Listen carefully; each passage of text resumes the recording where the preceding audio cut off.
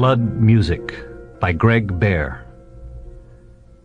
There is a principle in nature I don't think anyone has pointed out before.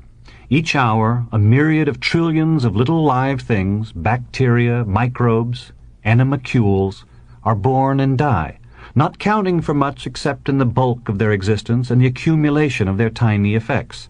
They do not perceive deeply, they do not suffer much. 100 billion dying would not begin to have the same importance as a single human death. Within the ranks of magnitude of all creatures, small as microbes or great as humans, there is an equality of élan. Just as the branches of a tall tree gathered together equal the bulk of the limbs below, and all the limbs equal the bulk of the trunk. That, at least, is the principle. I believe Vergil Ulam was the first to violate it. It had been 2 years since I'd last seen Vergil. My memory of him hardly matched the tan, smiling, well-dressed gentleman standing before me. We had made a lunch appointment over the phone the day before, and now faced each other in the wide double doors of the employees' cafeteria at Mount Freedom Medical Center. "Vergil," I asked. "My God, Vergil! Good to see you, Edward." He shook my hand firmly. He had lost 10 or 12 kilos, and what remained seemed tighter, better proportioned. At university, Vergil had been the pudgy, shock-haired, snaggle-toothed whiz kid who hot-wired doorknobs, gave us punch that turned our piss blue, and never got a date except with Eileen Termagant, who shared many of his physical characteristics. "You look fantastic," I said. "Spend a summer in Cabo San Lucas?" We stood in line at the counter and chose our food. "The tan," he said, picking out a carton of chocolate milk, "is from spending 3 months under a sun lamp. My teeth were straightened just after I last saw you. I'll explain the rest, but we need a place to talk where no one will listen close." I steered him to the smoker's corner, where 3 die-hard puffers were scattered among 6 tables. "Listen, I mean it," I said as we unloaded our trays. "You've changed. You're looking good." "I've changed more than you know." His tone was motion picture ominous, and he delivered the line with a theatrical lift of his brows. "How's Gail?" Gail was doing fine, I told him, teaching nursery school. We'd married the year before. His gaze shifted down to his food, pineapple slice and cottage cheese, piece of banana cream pie. And he said, his voice almost cracking, "Notice something else?" I squinted in concentration. Look closer." "I'm not sure. Well, yes. You're not wearing glasses. Contacts?" "No, I don't need them anymore." "And you're a snappy dresser. Who's dressing you now? Hope she's as sexy as she is tasteful." "Candace wasn't responsible for the improvement in my clothes," he said. "I just got a better job, more money to throw around. My taste in clothes is better than my taste in food, as it happens." He grinned the old Vergil, self-deprecating grin, but ended it with a peculiar leer. "At any rate, she's left me.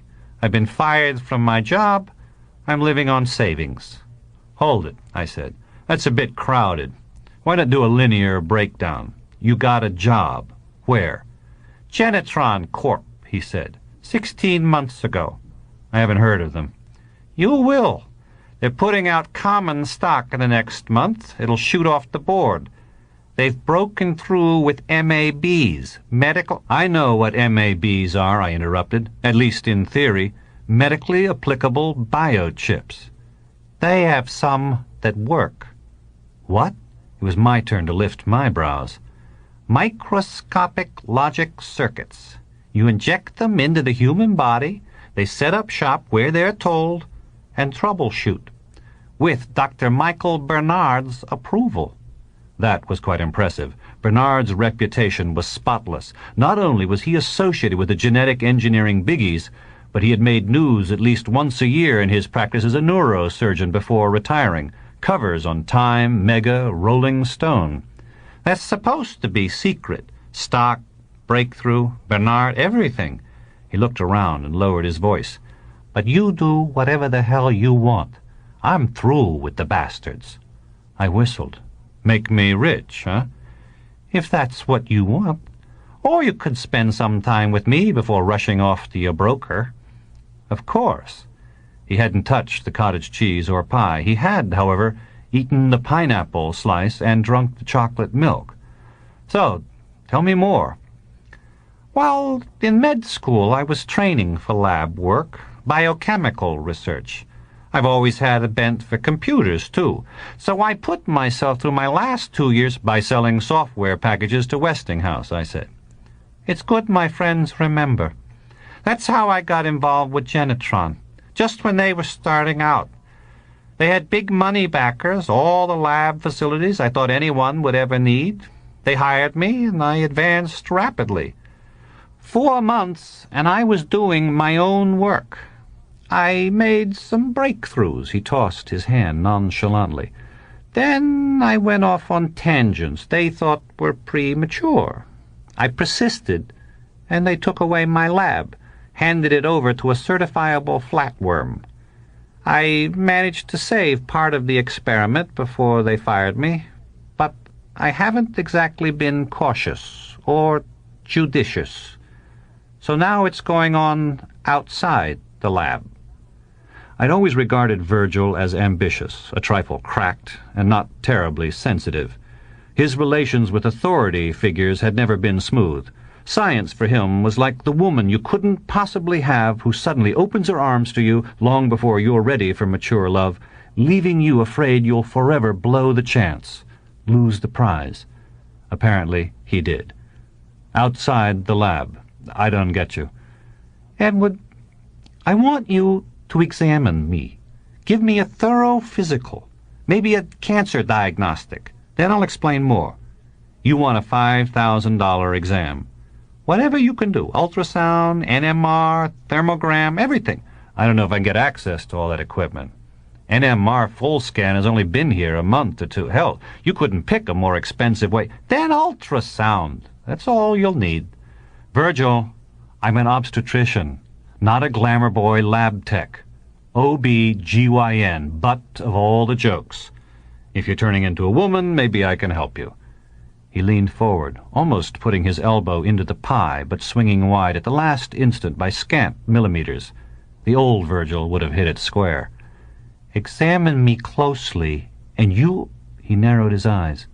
"Just examine me." "So, I make an appointment for ultrasound. Who's going to pay?" "I'm on Blue Shield." He smiled and held up a medical credit card.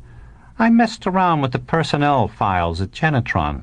Anything up to $100,000 medical. They'll never check, never suspect." He wanted secrecy, so I made arrangements. I filled out his forms myself. As long as everything was billed properly, most of the examination could take place without official notice. I didn't charge for my services. After all, Vergil had turned my piss blue. We were friends. He came in late at night. I wasn't normally on duty then, but I stayed late, waiting for him on the 3rd floor of what the nurses called the Frankenstein wing. I sat on an orange plastic chair. He arrived, looking olive-colored under the fluorescent lights. He stripped, and I arranged him on the table. I noticed, first off, that his ankles looked swollen, but they weren't puffy. I felt them several times. They seemed healthy, but looked odd. I said. I ran the paddles over him, picking up areas difficult for the big unit to hit, and programmed the data into the imaging system. Then I swung the table around and inserted it into the enameled orifice of the ultrasound diagnostic unit, the hum hole, so called by the nurses. I integrated the data from the hum hole with that from the paddle sweeps and rolled Vergil out, then set up a video frame. The image took a second to integrate, then flowed into a pattern showing Vergil's skeleton. My jaw fell.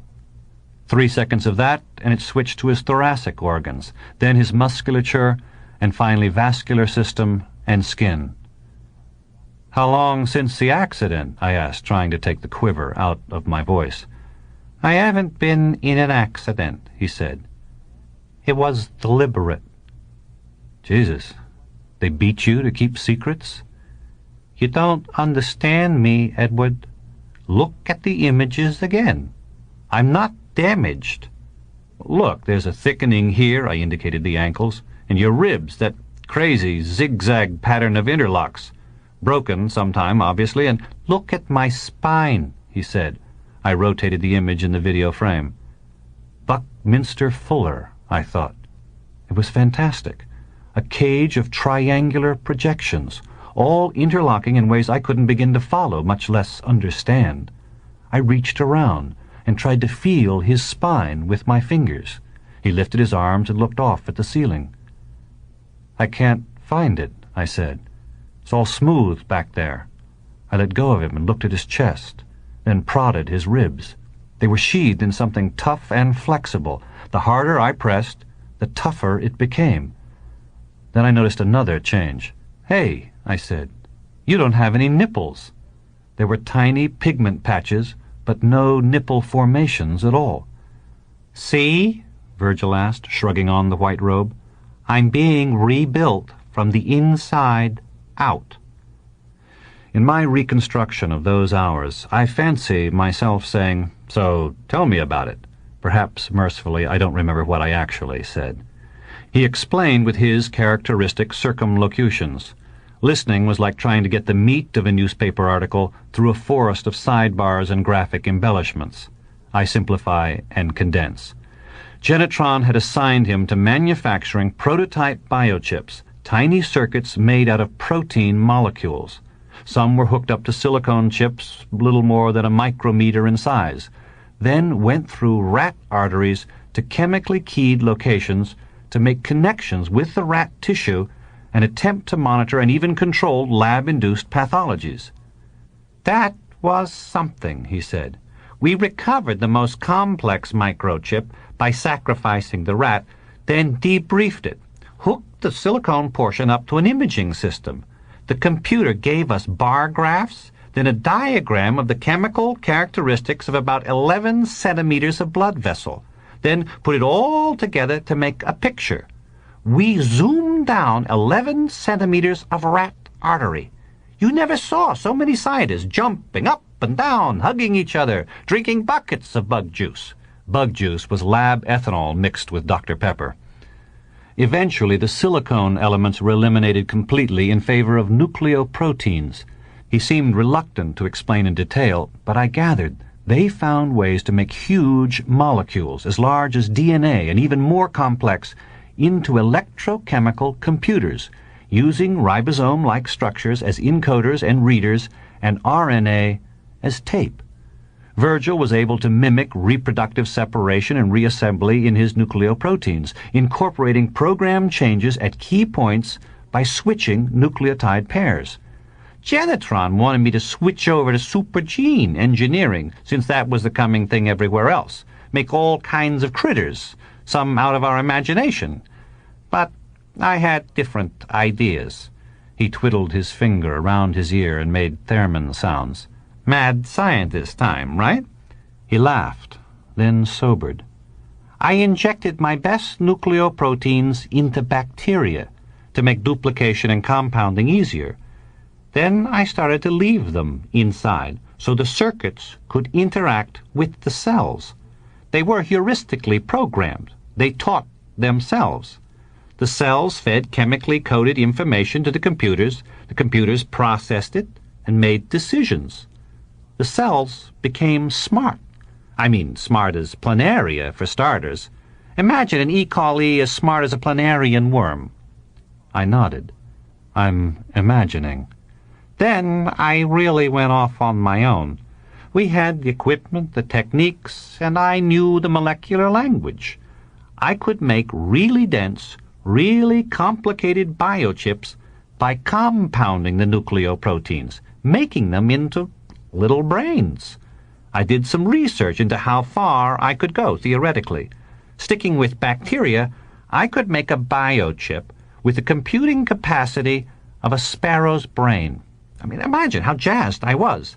Then I saw a way to increase the complexity 1,000-fold by using something we regarded as a nuisance, quantum chit-chat between the fixed elements of the circuits.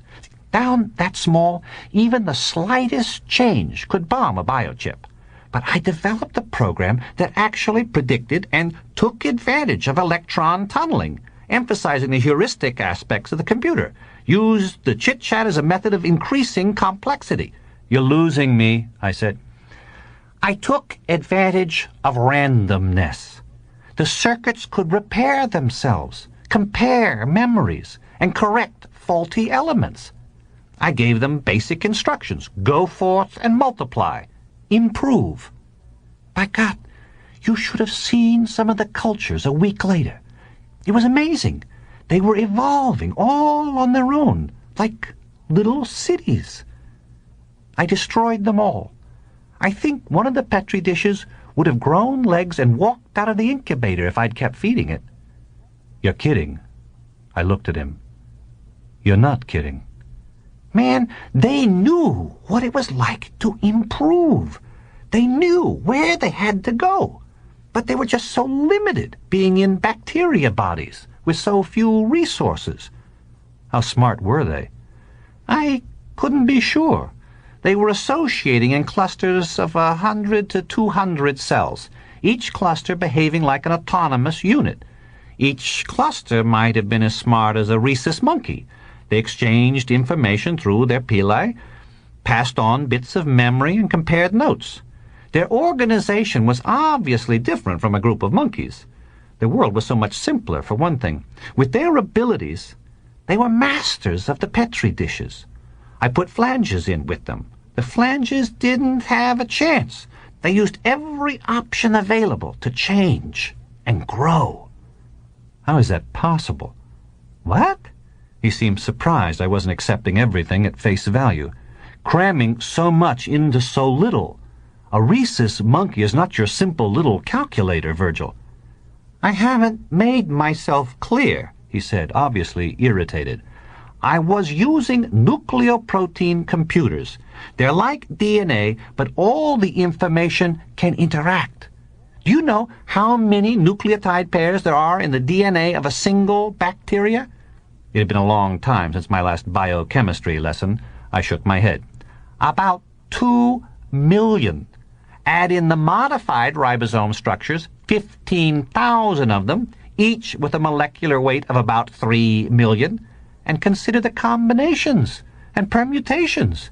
The RNA is arranged like a continuous loop paper tape, surrounded by ribosomes ticking off instructions and manufacturing protein chains. His eyes were bright and slightly moist. Besides, I'm not saying every cell was a distinct entity. They cooperated. How many bacteria in the dishes you destroyed? Billions. I don't know, he smirked. You got it, Edward? Whole planets full of E. coli. But Genetron didn't fire you then. No, they didn't know what was going on, for one thing. I kept compounding the molecules, increasing their size and complexity. When bacteria were too limited, I took blood from myself, separated out white cells, and injected them with the new biochips. I watched them, put them through mazes and little chemical problems. They were whizzes. Time is a lot faster at that level, so little distance for the messages to cross, and the environment is much simpler. Then I forgot to store a file under my secret code in the lab computers. Some managers found it and guessed what I was up to. Everybody panicked. They thought we'd have every social watchdog in the country on our backs because of what I'd done. They started to destroy my work and wipe my programs, ordered me to sterilize my white cells. Christ! He pulled the white robe off and started to get dressed. I only had a day or two. I separated out the most complex cells. How complex? They were clustering in 100-cell groups, like the bacteria. Each group as smart as a 4-year-old kid, maybe. He studied my face for a moment. Still doubting? Want me to run through how many nucleotide pairs there are in a mammalian cell? I tailored my computers to take advantage of the white cell's capacity. 4 billion nucleotide pairs, Edward. And they don't have a huge body to worry about, taking up most of their thinking time. Okay, I said. I'm convinced. What did you do? I mixed the cells back into a cylinder of whole blood and injected myself with it. He buttoned the top of his shirt and smiled thinly at me. I'd programmed them with every drive I could, talked as high a level as I could, using just enzymes and such. After that, they were on their own. You programmed them to go forth and multiply. Improve, I repeated. I think they developed some characteristics picked up by the biochips in their E. coli phases. The white cells could talk to each other with extruded memories. They found ways to ingest other types of cells and alter them without killing them. You're crazy. You can see it on the screen, Edward. I haven't been sick since. I used to get colds all the time. I've never felt better. They're inside you, finding things, changing them. And by now, each cluster is as smart as you or I. You're absolutely nuts. He shrugged. Genetron fired me. They thought I was going to take revenge for what they did to my work. They ordered me out of the labs, and I haven't had a real chance to see what's been going on inside me till now. 3 months. So, my mind was racing. You lost weight because they improved your fat metabolism. Your bones are stronger. Your spine's been completely rebuilt. No more backaches, even if I sleep on my old mattress. Your heart looks different. I didn't know about the heart, he said, examining the frame image more closely. As for the fat, I was thinking about that. They could increase my brown cells, fix up the metabolism. I haven't been as hungry lately. I haven't changed my eating habits that much. I still want the same old junk. But somehow I get around to eating only what I need. I don't think they know what my brain is yet. Sure, they've got all the glandular stuff, but they don't have the big picture, if you see what I mean. They don't know I'm in here. But boy, they sure did figure out what my reproductive organs are. I glanced at the image and shifted my eyes away. Oh, they look pretty normal, he said, hefting his scrotum obscenely. He snickered. But how else do you think I'd land a real looker like Candace? She was just after a one-night stand with a techie. I looked okay then, no tan, but trim with good clothes. She'd never screwed a techie before. Joke time, right? But my little geniuses kept us up half the night. I think they made improvements each time. I felt like I had a goddamn fever. His smile vanished. But then, one night, my skin started to crawl. It really scared me. I thought things were getting out of hand. I wondered what they'd do when they crossed the blood-brain barrier and found out about me, about the brain's real function. So I began a campaign to keep them under control. I figured the reason they wanted to get into the skin was the simplicity of running circuits across a surface, much easier than trying to maintain chains of communication in and around muscles, organs, vessels. The skin was much more direct. So I bought a quartz lamp. He caught my puzzled expression. See, in the lab, we'd break down the protein in the biochips by exposing them to ultraviolet light. I alternated sun lamp with quartz treatments. Keeps them out of my skin and gives me a nice tan. Give you skin cancer, too, I commented. They'll probably take care of that. Like police. Okay, I've examined you. You've told me a story I still find hard to believe. What do you want me to do? I'm not as nonchalant as I act, Edward. I'm worried.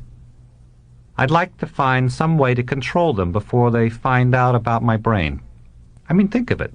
They're in the trillions by now. Each one smart. They're cooperating to some extent. I'm probably the smartest thing on the planet, and they haven't even begun to get their act together. I don't really want them to take over, he laughed unpleasantly. Steal my soul, So think of some treatment to block them. Maybe we can starve the little buggers. Just think on it. He buttoned his shirt. Give me a call. He handed me a slip of paper with his address and phone number. Then he went to the keyboard and erased the image on the frame, dumping the memory of the examination. Just you, he said. Nobody else for now. And please, hurry. It was 3 o'clock in the morning when Vergil walked out of the examination room. He'd allowed me to take blood samples, then shaken my hand. His palm was damp, nervous, and cautioned me against ingesting anything from the specimens. Before I went home, I put the blood through a series of tests. The results were ready the next day. I picked them up during my lunch break in the afternoon, then destroyed all of the samples. I did it like a robot. It took me 5 days and nearly sleepless nights to accept what I'd seen. His blood was normal enough, though the machines diagnosed the patient as having an infection, high level of leukocytes, white blood cells, and histamines. On the 5th day, I believed. Gail came home before I did, but it was my turn to fix dinner.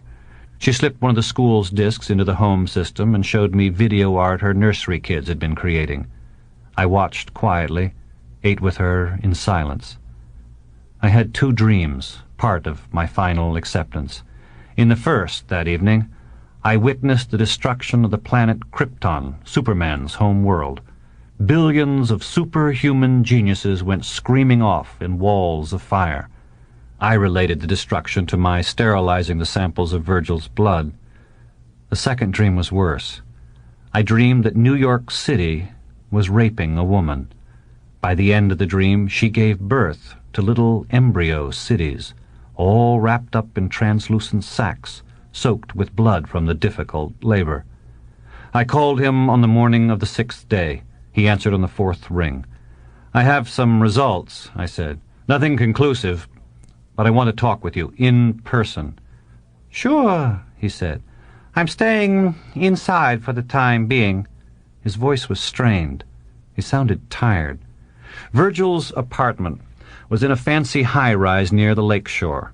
I took the elevator up, listening to little advertising jingles and watching the dancing holograms display products, empty apartments for rent, the building's hostess discussing social activities for the week.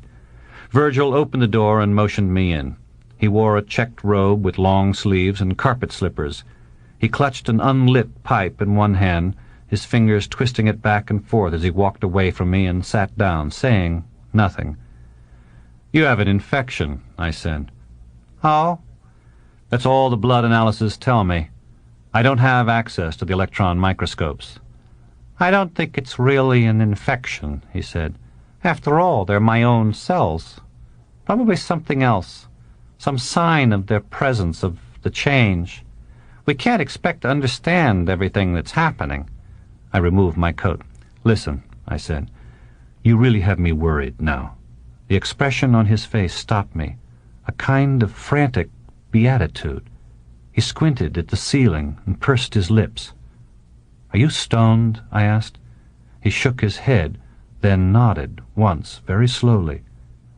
"Listening," he said. "To what?" "I don't know. Not sounds, exactly. Like music. The heart. All the blood vessels. Friction of the blood along the arteries, veins. Activity. Music in the blood." He looked at me plaintively. "Why aren't you at work?" "My day off. Gail's working." "Can you stay?" I shrugged. "I suppose." I sounded suspicious. I glanced around the apartment, looking for ashtrays, packs of papers.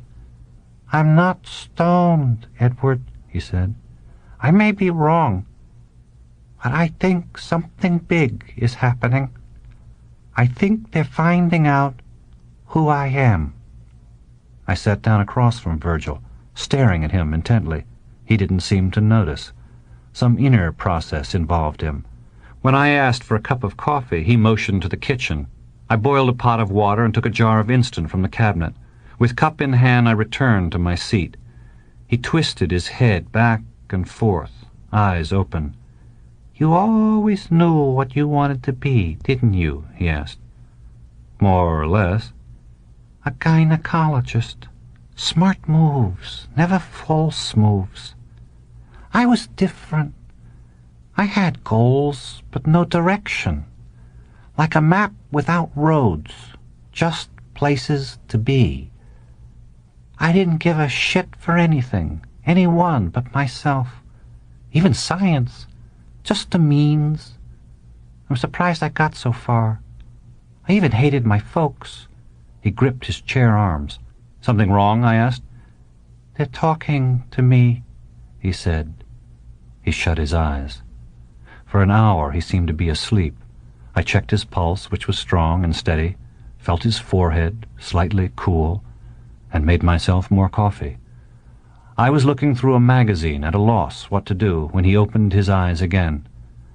Hard to figure exactly what time is like for them, he said. It's taken them maybe 3-4 days to figure out language, key human concepts. Now they're on to it. On to me. Right now. How's that? He claimed there were thousands of researchers hooked up to his neurons. He couldn't give details. They're damned efficient, you know, he said. They haven't screwed me up yet. We should get you into the hospital now. What in hell could other doctors do? Did you figure out any way to control them? I mean, they're my own cells. I've been thinking. We could starve them, find out what metabolic differences... I'm not sure I want to be rid of them, Vergil said. They're not doing any harm. How do you know? He shook his head and held up one finger. Wait. They're trying to figure out what space is. That's tough for them. They break distances down into concentrations of chemicals. For them, space is like intensity of taste. Vergil, listen. Think, Edward. His tone was excited, but even. Something big is happening inside me. They talk to each other across the fluid, through membranes. They tailored something, viruses, to carry data stored in nucleic acid chains. I think they're saying RNA. That makes sense. That's one way I programmed them. But plasmid-like structures, too. Maybe that's what your machines think is a sign of infection. All their chattering in my blood, packets of data, tastes of other individuals, peers, superiors, subordinates. Vergil, I think you should be in a hospital. This is my show, Edward, he said. I'm their universe. They're amazed by the new scale. He was quiet again for a time. I squatted by his chair and pulled up the sleeve to his robe. His arm was crisscrossed with white lines. I was about to go to the phone when he stood up and stretched. Do you realize, he said, how many body cells we kill each time we move? I'm going to call for an ambulance, I said. No, you aren't. His tone stopped me. I told you I'm not sick. This is my show. Do you know what they do to me in a hospital? They'd be like cavemen trying to fix a computer. It would be a farce. Then what the hell am I doing here? I asked, getting angry. I can't do anything. I'm one of those cavemen. You're a friend, Vergil said, fixing his eyes on me. I had the impression I was being watched by more than just Vergil. I want you here to keep me company. He laughed. But I'm not exactly alone. He walked around the apartment for 2 hours, fingering things, looking out windows, slowly and methodically fixing himself lunch. You know, they can actually feel their own thoughts, he said about noon. I mean, the cytoplasm seems to have a will of its own, a kind of subconscious life counter to the rationality they've only recently acquired. They hear the chemical noise of the molecules fitting and unfitting inside. At 2 o'clock I called Gail to tell her I would be late. I was almost sick with tension, but I tried to keep my voice level. Remember Vergil Ulam? I'm talking with him right now. Everything okay? She asked. Was it? Decidedly not. Fine, I said. Culture, Vergil said, peering around the kitchen wall at me. I said goodbye and hung up the phone. They're always swimming in that bath of information, contributing to it. It's a kind of gestalt thing. The hierarchy is absolute. They send tailored phages after cells that don't interact properly. Viruses specified to individuals or groups. No escape. A rogue cell gets pierced by the virus, the cell blebs outward, it explodes and dissolves. But it's not just a dictatorship. I think they effectively have more freedom than in a democracy. I mean, they vary so differently from individual to individual. Does that make sense? They vary in different ways than we do. Hold it, I said, gripping his shoulders. Vergil, you're pushing me to the edge. I can't take this much longer. I don't understand. I'm not sure I believe. Not even now? Okay, let's say you're giving me the right interpretation. Giving it to me straight. Have you bothered to figure out the consequences yet? What all this means? Where it might lead? He walked into the kitchen and drew a glass of water from the tap, then returned and stood next to me.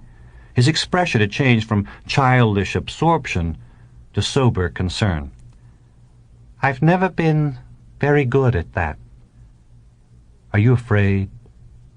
I was. Now, I'm not sure. He fingered the tie of his robe. Look, I don't want you to think I went around you, over your head or something, but I met with Michael Bernard yesterday. He put me through his private clinic, took specimens, told me to quit the lamp treatments. He called this morning, just before you did. He says it all checks out, and he asked me not to tell anybody. He paused, and his expression became dreamy again. Cities of cells, he continued. Edward, they push tubes through the tissues, spread information. Stop it, I shouted. Checks out what? Checks out. As Bernard puts it, I have severely enlarged macrophages throughout my system, and he concurs on the anatomical changes. What does he plan to do? I don't know. I think he'll probably convince Janitron to reopen the lab. Is that what you want? It's not just having the lab again. I want to show you. Since I stopped the lamp treatments, I'm still changing. He undid his robe and let it slide to the floor. All over his body, his skin was crisscrossed with white lines. Along his back, the lines were starting to form ridges. My God, I said. I'm not going to be much good anywhere else but the lab soon. I won't be able to go out in public. Hospitals wouldn't know what to do, as I said. You can talk to them. Tell them to slow down, I said, aware of how ridiculous that sounded. Yes, indeed I can. But they don't necessarily listen. I thought you were their god or something. The ones hooked up to my neurons aren't the big wheels. They're researchers, or at least serve the same function. They know I'm here, what I am. But that doesn't mean they've convinced the upper levels of the hierarchy. They're disputing? Something like that. It's not all that bad, anyway. If the lab is reopened, I have a home, a place to work. He glanced out the window as if looking for someone. I don't have anything left but them.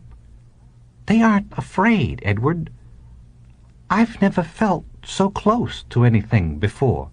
The beatific smile again. I'm responsible for them.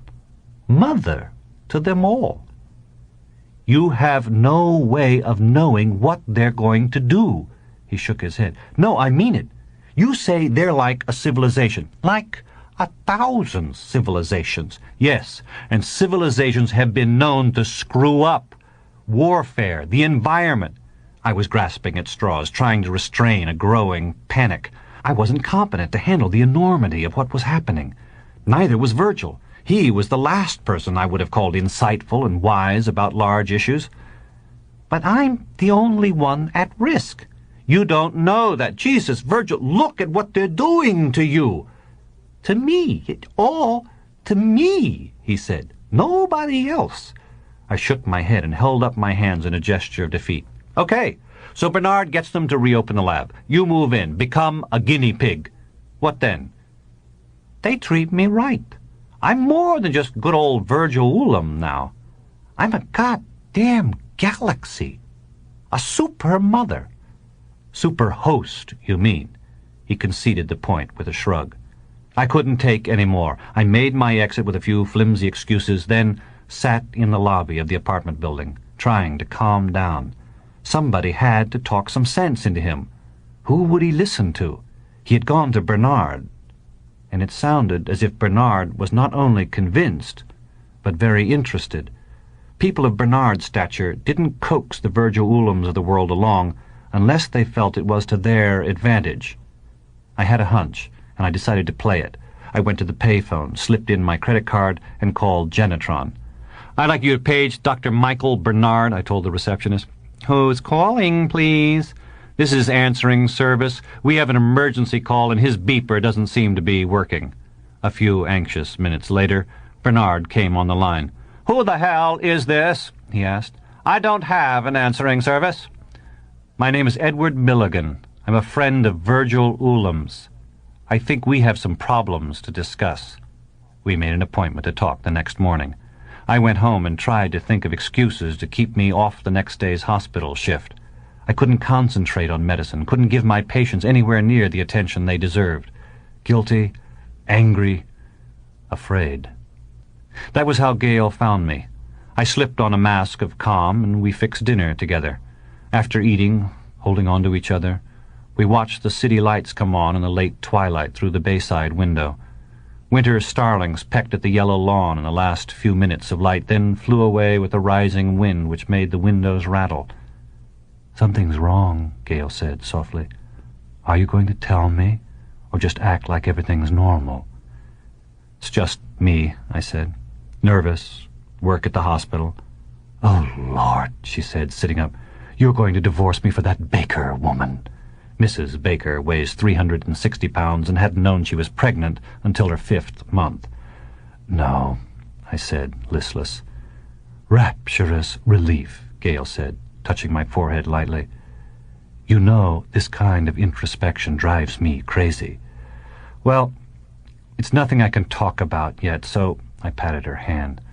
"That's disgustingly patronizing," she said, getting up. "I'm going to make some tea. Want some?"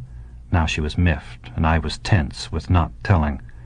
Why not just reveal all, I asked myself. An old friend was turning himself into a galaxy. I cleared away the table instead.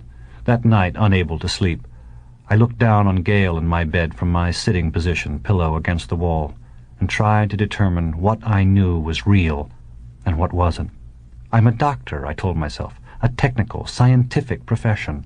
I'm supposed to be immune to things like future shock. Vergil Ulam was turning into a galaxy. How would it feel to be topped off with 1 trillion Chinese? I grinned in the dark and almost cried at the same time. What Vergil had inside him was unimaginably stranger than Chinese, stranger than anything I or Vergil could easily understand, perhaps ever understand. But I knew what was real. The bedroom, the city lights, faint through the gauze curtains. Gail sleeping, very important. Gail in bed, sleeping. The dream returned. This time the city came in through the window and attacked Gail. It was a great, spiky, lighted-up prowler, and it growled in a language I couldn't understand, made up of auto horns, crowd noises, construction bedlam. I tried to fight it off, but it got to her, turned into a drift of stars, sprinkling all over the bed, all over everything. I jerked awake and stayed up until dawn, dressed with Gail, kissed her, savored the reality of her human, unviolated lips. I went to meet with Bernard. He had been loaned a suite in a big downtown hospital. I rode the elevator to the 6th floor and saw what fame and fortune could mean. The suite was tastefully furnished, fine serigraphs on wood-paneled walls, chrome and glass furniture, cream-colored carpet, Chinese brass, and woodworm grain cabinets and tables. He offered me a cup of coffee, and I accepted. He took a seat in the breakfast nook, and I sat across from him, cradling my cup in moist palms. He wore a dapper gray suit and had graying hair and a sharp profile. He was in his mid-60s and looked quite a bit like Leonard Bernstein. "About our mutual acquaintance," he said. "Mr. Ulam. Brilliant, and I won't hesitate to say, courageous." "He's my friend. I'm worried about him." Bernard held up one finger. "Courageous and a bloody damned fool."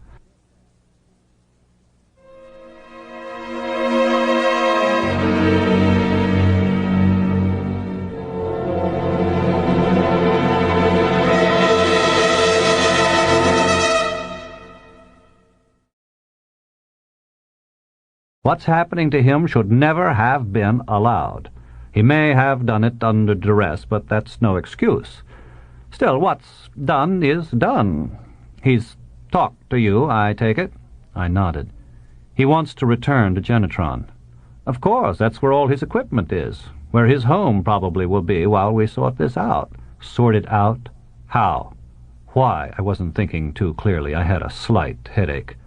"I can think of a large number of uses for small, super-dense computer elements with a biological base, can't you? Genetron has already made some breakthroughs, but this is something else again." "What do you envision?" Bernard smiled. "I'm not really at liberty to say. It'll be revolutionary. We'll have to get him in lab conditions. Animal experiments will have to be conducted. We'll start from scratch, of course. Vergil's colonies can't be transferred. They're based on his own white blood cells. So we have to develop colonies that won't trigger immune reactions in other animals." "Like an infection?" I asked. "I suppose there are comparisons, but Vergil is not infected." "My tests indicate he is." "That's probably the bits of data floating around in his blood, don't you think?" "I don't know." "Listen, I'd like you to come down to the lab after Vergil is settled in. Your expertise might be useful to us." Us. He was working with Genetron hand in glove. Could he be objective? "How will you benefit from all this?" "Edward, I have always been at the forefront of my profession. I see no reason why I shouldn't be helping here. With my knowledge of brain and nerve functions and the research I've been conducting in neurophysiology, you could help Genetron hold off an investigation by the government," I said. "That's being very blunt. Too blunt and unfair." "Perhaps. Anyway, yes, I'd like to visit the lab when Vergil's settled in. If I'm still welcome, bluntness and all." He looked at me sharply. I wouldn't be playing on his team. For a moment his thoughts were almost nakedly apparent. "Of course," Bernard said, rising with me. He reached out to shake my hand. His palm was damp. He was as nervous as I was, even if he didn't look it. I returned to my apartment and stayed there until noon, reading, trying to sort things out, reach a decision, what was real, what I needed to protect. There is only so much change anyone can stand. Innovation, yes, but slow application. Don't force. Everyone has the right to stay the same until they decide otherwise. The greatest thing in science since, and Bernard would force it, Genetron would force it. I couldn't handle the thought. Neo-Luddite, I said to myself, a filthy accusation. When I pressed Vergil's number on the building security panel, Vergil answered almost immediately. "Yeah," he said. He sounded exhilarated. "Come on up. I'll be in the bathroom. Door's unlocked." I entered his apartment and walked through the hallway to the bathroom. Vergil lay in the tub, up to his neck in pinkish water. He smiled vaguely and splashed his hands. "Looks like I slit my wrists, doesn't it?" he said softly. "Don't worry. Everything's fine now. Genetron's going to take me back. Bernard just called." He pointed to the bathroom phone and intercom. I sat on the toilet and noticed the sun lamp fixture standing unplugged next to the linen cabinets. The bulbs sat in a row on the edge of the sink counter. "You're sure that's what you want?" I said, my shoulders slumping. "Yeah, I think so," he said. "They can take better care of me. I'm getting cleaned up, going over there this evening. Bernard's picking me up in his limo. Style. From here on in, everything's style. The pinkish color in the water didn't look like soap. Is that a bubble bath? I asked. Some of it came to me in a rush then, and I felt a little weaker. What had occurred to me was just one more obvious and necessary insanity. "No," Vergil said. I knew that already. "No," he repeated. "It's coming from my skin. They're not telling me everything, but I think they're sending out scouts. Astronauts." He looked at me with an expression that didn't quite equal concern, more like curiosity as to how I'd take it. The confirmation made my stomach muscles tighten as if waiting for a punch. I had never even considered the possibility until now, perhaps because I'd been concentrating on other aspects. "Is this the first time?" I asked. "Yeah," he said. He laughed. "I've half a mind to let the little buggers down the drain. Let them find out what the world's really about." "They'd go everywhere," I said. "Sure enough." How are you feeling?" "I'm feeling pretty good now. Must be billions of them." More splashing with his hands. "What do you think? Should I let the little buggers out?"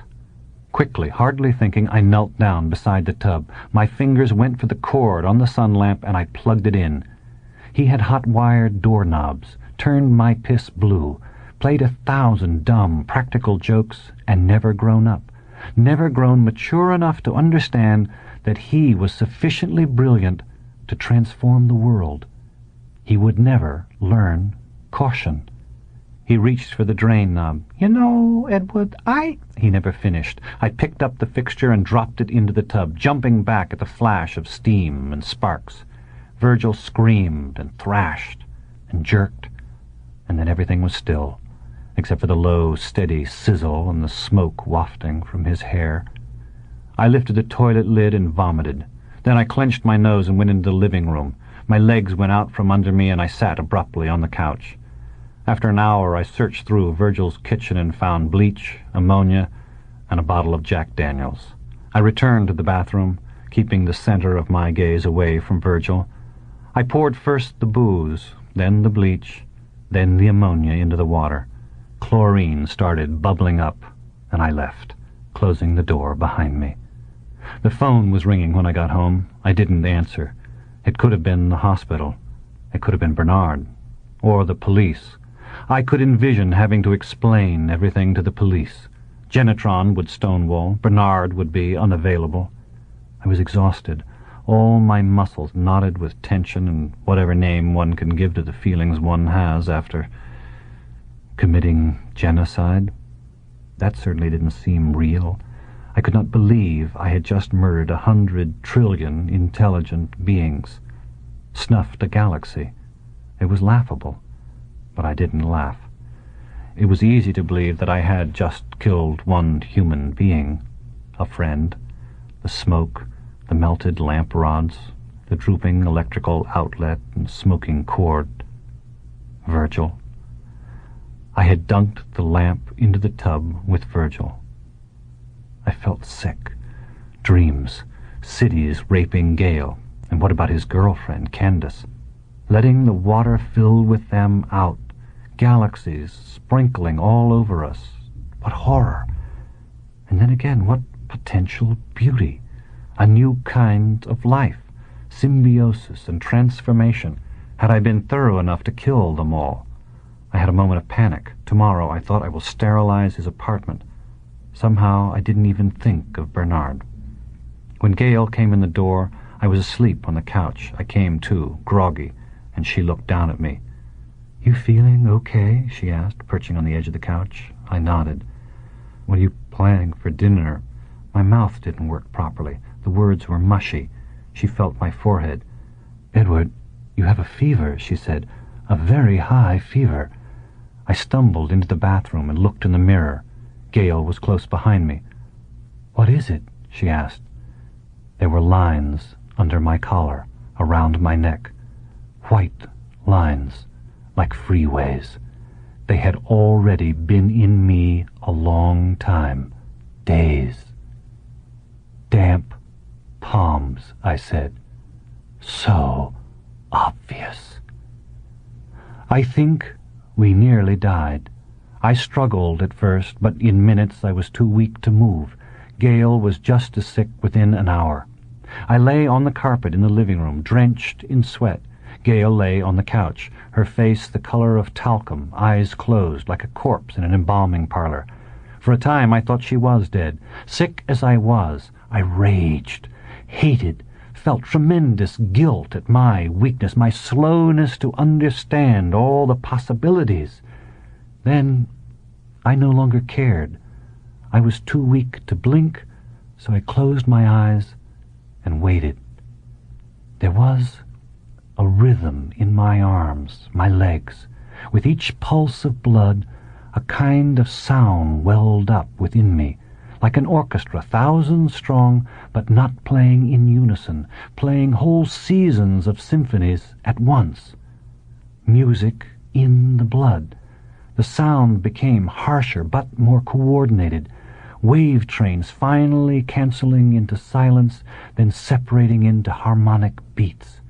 The beats seemed to melt into me, into the sound of my own heart. First they subdued our immune responses. The war, and it was a war, on a scale never before known on Earth, with trillions of combatants, lasted perhaps 2 days. By the time I regained enough strength to get to the kitchen faucet, I could feel them working on my brain, trying to crack the code and find the God within the protoplasm. I drank until I was sick, then drank more moderately and took a glass to Gail. She sipped at it. Her lips were cracked, her eyes bloodshot and ringed with yellowish crumbs. There was some color in her skin. Minutes later, we were eating feebly in the kitchen. "What in hell is happening?" was the first thing she asked. I didn't have the strength to explain. I peeled an orange and shared it with her. "We should call a doctor," she said. But I knew we wouldn't. I was already receiving messages. It was becoming apparent that any sensation of freedom we experienced was illusory. The messages were simple at first. Memories of commands rather than the commands themselves manifested themselves in my thoughts. We were not to leave the apartment, a concept which seemed quite abstract to those in control, even if undesirable. And we were not to have contact with others. We would be allowed to eat certain foods and drink tap water for the time being. With the subsistence of the fevers, the transformations were quick and drastic. Almost simultaneously, Gail and I were immobilized. She was sitting at the table. I was kneeling on the floor. I was barely able to see her in the corner of my eye. Her arm developed pronounced ridges. They had learned inside Vergil. Their tactics within the two of us were very different. I itched all over for about 2 hours. 2 hours in hell before they made the breakthrough and found me. The effort of ages on their time scale paid off, and they communicated smoothly and directly with this great, clumsy intelligence who had once controlled their universe. They were not cruel. When the concept of discomfort and its undesirability was made clear, they worked to alleviate it. They worked too effectively. For another hour, I was in a sea of bliss, out of all contact with them. With dawn the next day, they gave us freedom to move again, specifically to go to the bathroom. There were certain waste products they could not deal with. I avoided those. My urine was purple, and Gail followed suit. We looked at each other vacantly in the bathroom. Then she managed a slight smile. "Are they talking to you?" she asked. I nodded. "Then I'm not crazy." For the next 12 hours, control seemed to loosen on some levels. I suspect there was another kind of war going on in me. Gail was capable of limited motion, but no more. When full control resumed, we were instructed to hold each other. We did not hesitate. "Eddie," she whispered. My name, was the last sound I ever heard from outside. Standing, we grew together. In hours our legs expanded and spread out. Then extensions grew to the windows to take in sunlight and to the kitchen to take water from the sink. Filaments soon reached all corners of the room, stripping paint and plaster from the walls, fabric and stuffing from the furniture. By the next dawn, the transformation was complete. I no longer have any clear view of what we look like. I suspect we resemble cells, large, flat, and filamented cells, draped purposefully across most of the apartment. The great shall mimic the small. Our intelligence fluctuates daily as we are absorbed into the minds within. Each day our individuality declines. We are indeed great clumsy dinosaurs. Our memories have been taken over by billions of them, and our personalities have been spread through the transformed blood. Soon there will be no need for centralization. Already the plumbing has been invaded. People throughout the building are undergoing transformation. Within the old time frame of weeks, we will reach the lakes, rivers, and seas in force. I can barely begin to guess the results. Every square inch of the planet will teem with thought. Years from now, perhaps much sooner, they will subdue their own individuality, what there is of it. New creatures will come then. The immensity of their capacity for thought will be inconceivable. All my hatred and fear is gone now. I leave them, us, with only one question. How many times has this happened elsewhere? Travelers never came through space to visit the Earth. They had no need. They had found universes in grains of sand.